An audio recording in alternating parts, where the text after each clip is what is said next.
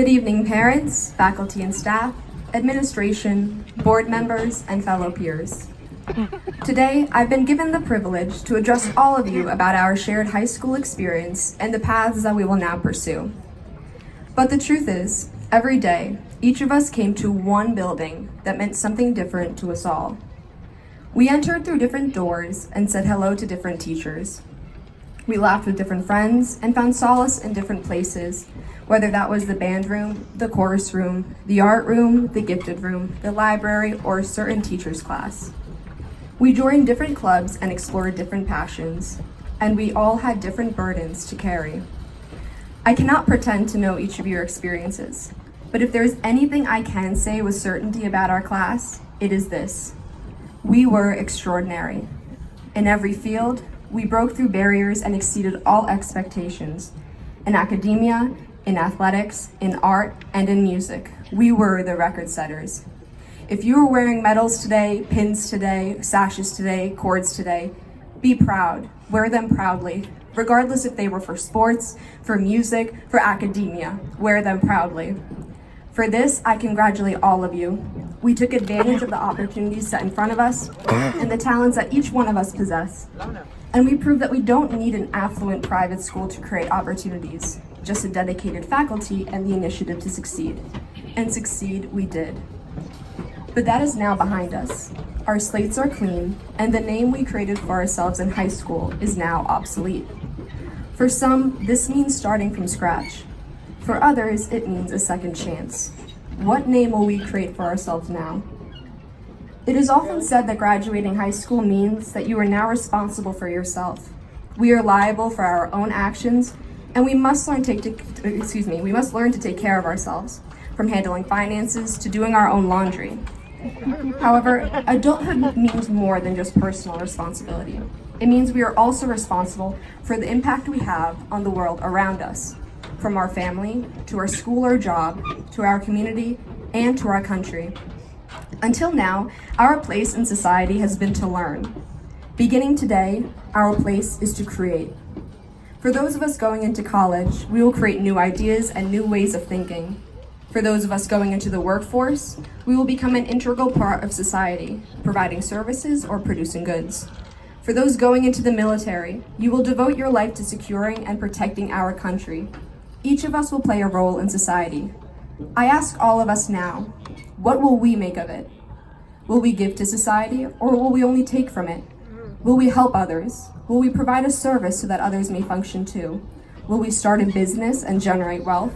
Will we speak out and fight for what we believe in? Will we invent the latest software or the newest technology? Will we make this world a little bit better than it was when we first came into it? These are our own questions to answer. This is a responsibility we now all have, and this is the name we will create for ourselves. Yet while we are busy building ourselves up, we must remember that as individuals, we make up the community around us.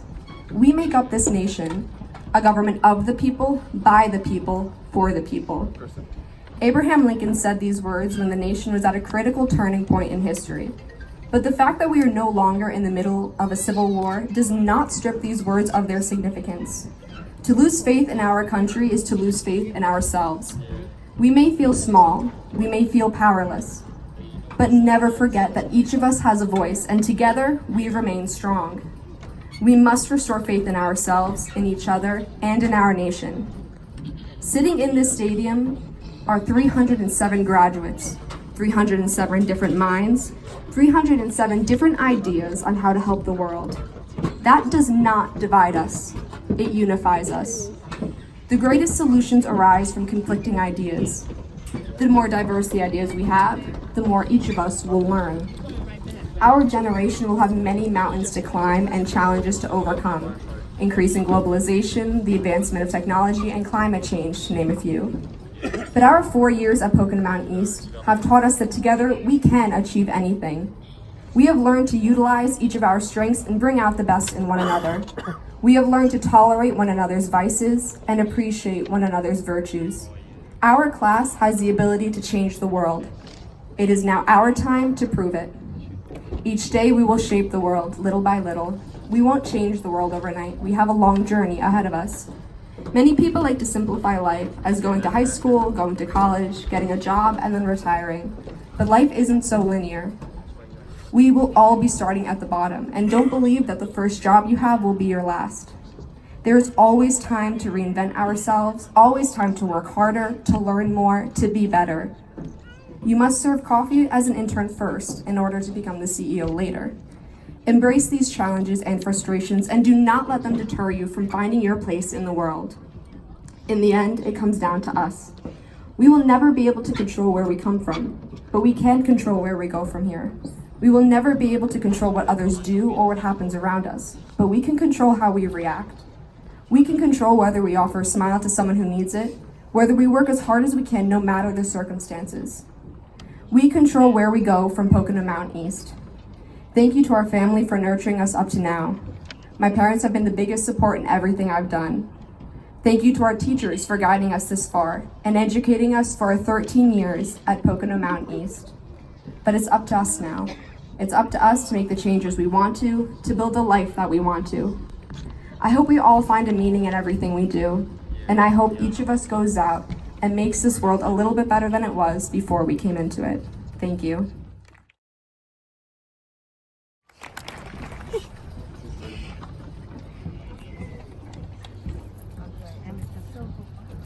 Oh.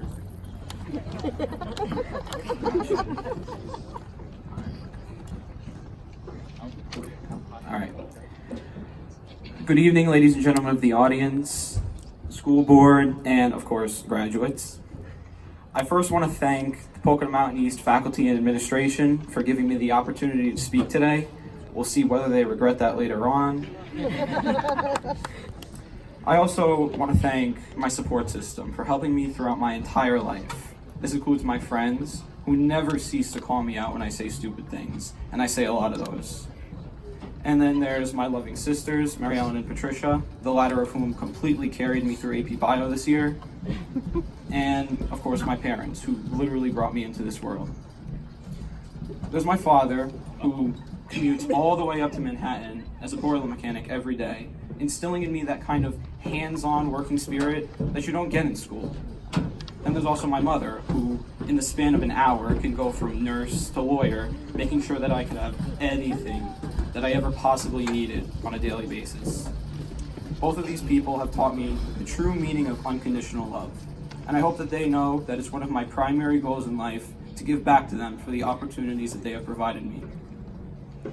All of you out here should thank your support systems as well, regardless of what they look like or how they help you, because it's pretty hard to go through life alone, as much as you would like to believe. All right, now let's move on to what the whole ceremony is about.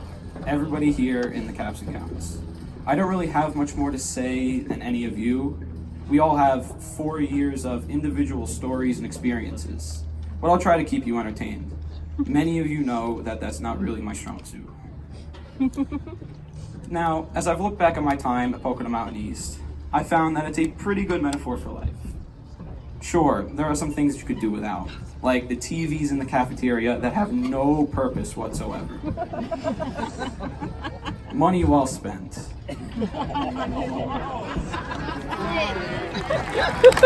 Yeah! Especially since right next to the TVs, there's a little whiteboard that has the lunch on it anyway. There's also the posters all over the school that are trying to tell you how to be prideful in the bathroom. That's a whole separate can of worms. But as I leave here, I'm beginning to realize that these 4 years are going to hold some of my most cherished memories. We tend to remember the times that we laughed, which hopefully outnumber the times that we cried. Now here I'm talking about in sophomore year, when I watched my friend snort goldfish crumbs up his nose. Or the time in senior year when we won the mock trial competition after picking up the case materials the night before. I sincerely apologize to Ms. Danges, by the way, for that. Probably gave her about 3 heart attacks. But here, for me, my most cherished memories will be at the lunch table. The people at my lunch table were a very, very special and eccentric bunch. Every day we would test each other's dignities, wills, and stomachs often, with events that you'd pretty much expect from a bunch of high school teenagers. Lunch is going to be very different without all of you. It's going to be a lot cleaner. Now, as nice as it is to reminisce, it's important to remember that most of us haven't peaked in high school. Most of us. Life is always moving forward, and it's a brutal, brutal world out there. There are no more posters reminding you to behave in the bathroom. You have to be ready for whatever comes next, because life will knock you down until you stop kicking. But even though challenges are always coming your way, the way you deal with them is entirely up to you. You are your own success story. You can choose whether or not you want to make it in this world. And I have no doubt that everyone here has already made that decision. I never said it was the right decision, but a decision nonetheless. If anything, your experiences here at Pocono Mountain should fuel that determined mentality and that individual spirit. Think about it. You've known conformity your whole life. You wore your polos and typed your ID numbers in the cafeteria for years. But you've also known freedom. Those little moments in an average school day where you get free expression are just a fraction of what the real world offers. Even better, we live in a country founded on the free will of all people. Now it's time to let your free will lead you. And there's always going to be people that try to bring you down and hope that you don't succeed. Granted, if you're 5'3" and want to be an NBA player, they might be right, but they're usually wrong, so don't slow down. In fact, speed up, because it's always fun to prove somebody wrong. So, you may be really confident in the future, following your passions, chasing your dreams, and then life decides that it's not going to follow the pride matrix, and it knocks you down. What do? Do you lay down your arms and give up, or do you get up and kick life back? Nobody except you can answer that question, but I can tell you one thing. As I look around here, I see people, not everyone, that will always continue to get up and fight. Ladies and gentlemen, this is the beginning of the rest of our lives. We are no longer labeled with a 6-digit ID number. We are individuals. We are people, all different, yet all united by one common thing. We are the Pocono Mountain East class of 2019. Thank you.